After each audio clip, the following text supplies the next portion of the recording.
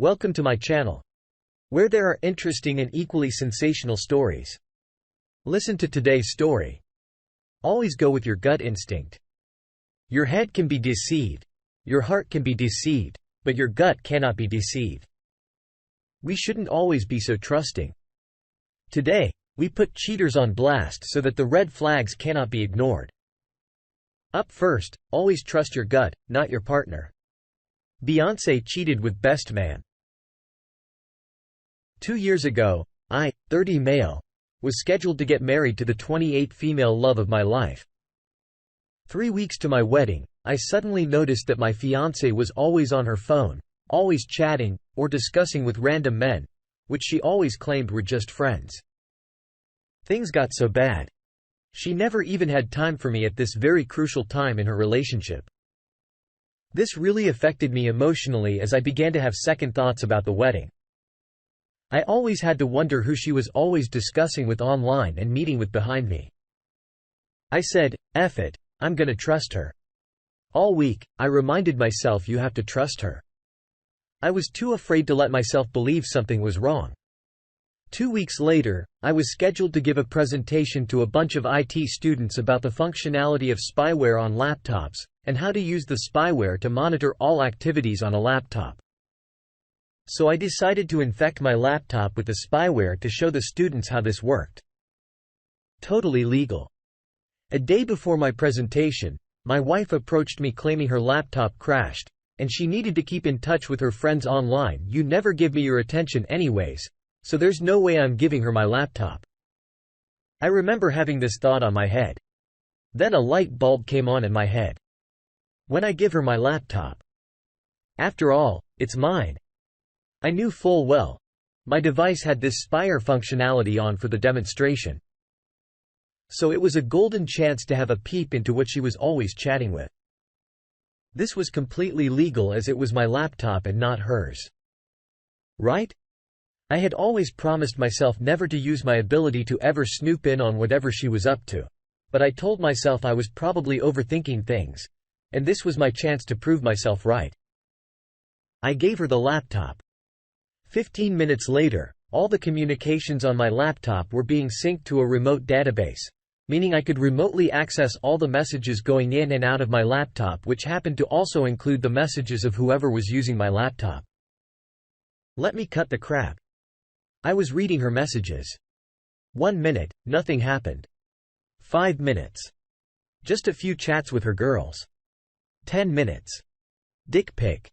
"Did you have an enjoyable day, night?" But she said she was at work yesterday. Yes. I did. She replied. Wait. Was someone else using my laptop, or had I made a mistake in the remote setup programming? I peeked to see her on the kitchen counter still typing. "I missed you so much." 30 minutes in, it got so worse. I already knew who she was sleeping with. Mark, my best friend and best man. I had only ever seen things like this in movies or project exposures. How could they both stoop so low? To get the long story short, the wedding did not hold. That experience shaped the direction my career went. I promised them, I promised myself, if heartbreak ever came calling again, that I would never ever be caught short of a story. Everything you read on here is about my life, whether good or bad, enduring or embarrassing, is me making good on that promise. Because if I ever have to watch my hard work and dedication vanish before my eyes again, I might as well have a life story worth watching. And for those of you wondering what happened to the smart little cheater, they got married. Yes. Her and my best man. A month ago, he, my ex-best friend, texted me that he wanted to know if she was cheating, and he wanted me to be the one to find out the irony of my life. Let's see what the community has to say about this story. Mariano 601 says, "Of course, she's cheating. He was an idiot to think it would end with him." EOP replies, "I wasn't surprised either. No username. I know of things. She's definitely cheating. Your ex-best friend is a fool. What did he expect?" IG 37064 says, "Karma, nothing, but pure karma. As soon as you have second thoughts, your gut or intuition is trying to tell you something. Deep down, you always know the truth, but since the truth hurts, we try to push that down and deny it by trusting them because that's what we're supposed to do. Right? Trust people. I feel like that was a good way to catch our op, but I also feel like if we ever have these hunches, we should approach our partners and just ask them up front. Be honest, something doesn't feel right. And then give them the chance to come forward in those moments. I feel like 7 out of 10, they break and totally crumble.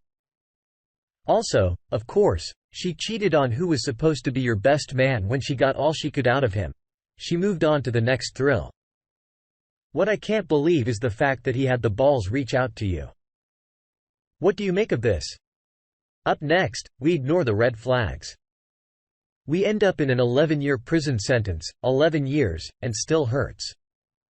Hi, all. My wife cheated on me with her first boyfriend 11 years ago in 2011. We had been married for almost 5 years when it happened. We were having a bad time before it happened. Used to work for a company where I had to sleep away from home 6 out of 10 nights. That year, we started fighting more and more for many reasons. One particular one is that I was carrying all the load of the home expenses, whereas she was only helping with our then 4-year-old daughter's school fees. That created a lot of resentment on me as I never agreed with that setup. She was overspending her money in clothing and other stuff and not helping me much. We married relatively young at 26. Most of her friends were still single, and she was hanging around more and more with them. We used to have a nanny and a maid that she did not have many chores to do at home. We used to talk over the phone quite often 3 times a day, but we stopped doing it as we started drifting apart. We were friends of her ex and his wife. Not close, but we had been at their place a few times. And honestly, I did not feel any threat from him. I regret that as I was not jealous, even when I saw she had him in her contacts list, it never crossed my mind that she was capable of cheating on me. She used her phone quite a lot, many times ignoring me on purpose, and I just hated it. One night, we again fought badly, and I went to sleep in a hotel. She was very resentful after this. Then everything started going from bad to worse. No sex. It was scarce already, and no real conversations. One night, we hosted a party with some friends, and she left her phone in the kitchen. I went to drink some water, and the phone started ringing. It was 11 p.m., so a bit late for a phone call. I checked the name, and it was her friend that I had never heard of. I did not answer the call, but instead I confronted her. She was saying it was an old friend from school and that she did not know the reason for the call. I called back, but never had an answer. The only thing that something was wrong, I followed my gut and bugged her phone. I will always regret what happened after. For some reason, I did not check the details of her movement for days. There was even one Saturday she had to go to work as she used to, but this time, she was dressing up quite hotter than normal, with heels and perfume. I asked her who she was going to meet with a sad concerned face. She noticed my distrust and told me, "Don't be silly. I love you." I believed her. I actually thought about following her and did not do it for some reason. Even worse, I did not check her movements shortly after that. Anyways, one night, 10 days later, I was at my work accommodation when she called me and told me she was going to meet a community leader, so could not take phone calls. That was weird to me. So the next day, I logged in my computer and finally checked her locations. She was in one hotel for 1 hour instead of the community leader's place. That was when I started reviewing all the data that the phone had captured. Although I could not check the content of text messages, I could still see the dates and times of the conversations and SMS exchanges. It was pretty obvious something was going on as these were very late. I called and confronted her, and after some divagations, she finally confessed. Then I called her lover and told him I knew everything. The guy denied it all. Such a coward. I was feeling really bad and depressed that day when suddenly I got an email from this guy's wife. It seems someone who knew both my wife and him actually saw them when she got into his car and followed them to the hotel. Then they sent an anonymous email to the wife and she sent it to me. So the issue was Fox Papili now, quite bad in my town, which is very small. My wife begged me to meet her that same night. I declined at the beginning, but ended up yielding to her request. I asked permission at work to leave his site. We met and talked. Probably the worst night of my life so far. She was begging me for forgiveness. I was simply asking why and how she had the courage to do what she did. I had never been in such a shocking state and also have never seen her as she was that night, crying, begging, and unsure why she did what she did. I was mad that she had the decision in her hands, and then she was giving me the role of deciding about the relationship's future after what she had done.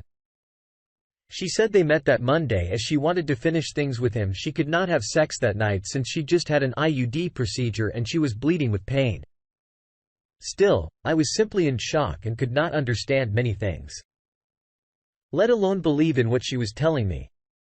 I had to return to work the next morning. I was in the middle of my roster away from home and could not get out from the camp anymore. I decided to call her lover again and confronted him. I told him I was not going to make a scandal, neither to call his wife provided the confessed details of the affair. I guess I still wanted to protect my family and leave everything as a rumor. He agreed. He told me some similarities of what my wife told me, such as the duration of the affair, 2 months. The number of times they had sex, 3, and what happened the last time they met. I still caught some laughs from my wife, which was devastating. The guy had the guts to tell me that my wife loved me, but she was very lonely and vulnerable and just took advantage of that. What a piece of crap. As I later knew, his wife was heavily pregnant. I asked him to leave my wife alone and to sort the mess with his wife. He told me he had denied everything, so she was still unsure of the affair. Anyways, I kept searching the data from my wife's phone and noticed she was with her lover that Saturday when I asked her why she was getting so pretty. She denied at the beginning, but then accepted it. That finished breaking my heart. I was desolated. She continued begging for forgiveness. However, I told her I was going to think about it. Traveled to another city to my mother's place with my daughter to think what I wanted to do. My parents were divorced, hence I grew up without my father, did not know until recently when I had therapy, but it seems the situation really affected me, causing me to be afraid to be alone. Emotional attachment issues. Back in the day, I was thinking mainly of my daughter. I did not want her to grow up without me. I loved my wife. I knew we were in a real bad spell when all of this happened, and she seemed really regretful. She actually contacted her aunt, closest relative she had to intermediate between us. She was embarrassed as her aunt is very religious. Anyway, I thought about my decision for about a week with my broken heart about what I wanted to do. It was such a horrible time. I finally decided to work things out, but under many conditions. My wife accepted, and the next 6 months really showed how challenging the situation is. I was basically not trusting on anything about her, judging her, insulting her, attempted to leave her a few times. Then there was one day that she basically got too much and did not stop me. She said that she could not continue like this as much as she tried to remediate things. It was going to be impossible for her to amend things. She indeed was acting the best she possibly could, and I was simply humiliating her at every single opportunity. After that day, I stopped being in a hole. 11 years later, and many things have occurred. We live now in a different country, have a second child, and shared lots of beautiful moments. However, our relationship has many ups and downs. We also fight badly quite often, no physical. And lately, I started feeling depressed because her affair 11 years ago, not sure why. Unfortunately, I can't see her as the pure person I would like to, and I know I'm not giving a 100% in the relationship due to my constant resentment. I love her, but many times, I think if it was the right decision to try to continue our marriage, many times I get back in time and think about the things I should have said or done. I feel disappointed with myself for not being harsher and brave enough to finish it. It boils my blood to think I did not have revenge against her lover or even telling his wife. It is driving me crazy. We still have amazing sex when we were okay, but I can't stop making images of when she was with him. 11 years and still hurts a lot. It is hard to accept it and let it go. The community has some thoughts. I'm talking starts first. 11 years and you still feel the rage and the resentment or regret of actions not done. I'm sorry to say this, but to me, your situation is the best outcome that reconciliation can offer. A life of purgatory where every day is a struggle between the hope that things would be better and the misery of the past. I'm sorry for your plight, mate. The op replies, spot on. Need to try to focus more in the present and accept the past. It is bloody hard, though. Tiz Rock chimes in. You seem to be slightly suffering from the invested time fallacy. The best years of your life are always the ones you have left. Look yourself in the mirror. Look at the last 11 years. What have you been through? Good and bad. Then talk to an individual counselor. Discuss gaining back your self-respect. Through realizing that the only person an affair reflects on is your wayward partner, not you. An individual counselor should be able to help you. You evaluate if you can do that. If you cannot, have them help you develop the tools to move on. Honestly, it's impossible to reconcile and work on something if you don't trust someone. You can carry that with you, which you have, and it eventually breaks everything down until there's nothing left of you or the relationship. Trying to pretend that you have a perfect life with a perfect family can only last so long. Moving to a different country doesn't mean you're leaving the past behind. The past has to be confronted or else you carry the hurt and resentment with you. You're not in a marriage right now. You're in a prison. You either buck up and face up to what happened, or you break out and realize that this isn't working. It's not fair to either one of you if one of you isn't a 100% in the relationship. Time to face the facts or you're just going to waste what life you have left. What do you think of Op staying with his cheating wife? Up next, the more we push back, the less it will be idolized. All in the family. I had a chuckle today. So my loser ex was married, said he was long divorced. It's a long story, but one of the pieces was him trying to sleep with my much younger roommate. When she found out he was married, I told her after I found out right after the breakup. She made a Facebook page to shame him. I took the page from her after I found out. This morning, I got a friend's suggestion. I clicked on it, and it's a form of page of my ex's uncle. He cheated on his wife and she outed him all over that page. That was 10 years ago. His father was a serial cheater too, among other things. Guess it's all in the family, yikes. Ad Successful 2506 has this thought. Yeah. I have 2 cheaters, ex, and both have cheater DNA. The funniest is the one with twin brothers 16 that got pregnant, his father in 40s, mistress 20s. 1 year later, he abandoned them afterwards. He has 5 different children with 5 different women all around the world. J&H's daughter chimes in. Well, with that many family members, I'm gonna assume it's because they must normalize it. Like I heard a whole man say that his son was stepping out on his wife was something that 95% of men do. So it definitely seems like this must be the norm in his family. Unfortunately, it's an ideology that's been instilled and something that's been deemed okay. That's a shame. Infidelity totally ruins people, and it's disgusting to think that people are just out there doing it with this nonchalant behavior without thinking about the consequences or what it does to others. I think it's right to out the cheaters and put them on display to display what's totally wrong and horrendous behavior. Their behavior and actions shouldn't be celebrated or normalized as you be held in contempt. What do you think? Thank you for joining us today on our space. Please be sure to like and subscribe and hit that notification bell so you don't miss out on our next video. Also, please let us know what you thought of today's content in the comments below.